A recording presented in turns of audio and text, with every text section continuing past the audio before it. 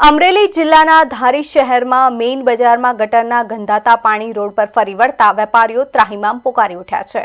નગરપાલિકા સામે વેપારીઓમાં ભારે રોષ ફેલાયો છે। વેપારીઓએ જણાવ્યું કે વારંવાર રજૂઆત કરવા છતાં કોઈ નિરાકરણ આવ્યું નથી। નગરપાલિકા માત્ર આશ્વાસન આપીને જતી રહે છે।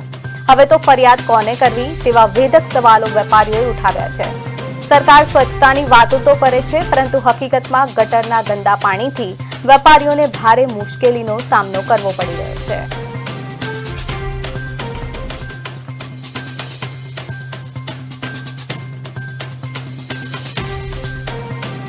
रोज पानी बाहर निकले કેટલા સમયથી घना समय निकले नक्कर कार्यवाही થાય તો વધારે સારું। રજૂઆત કરેલી છે તમે? રજૂઆત રૂબરૂ ઓલા ભાઈ નીકળે પિન્ટુભાઈ ને પેલી ઘણી વાર એને કે આપણો પાઇપ ને બધું ભરપૂર થાય ત્યારે ઉપરથી થાય। રજૂઆત કરેલી છે? હા ભેગી છો। કોને કરેલી?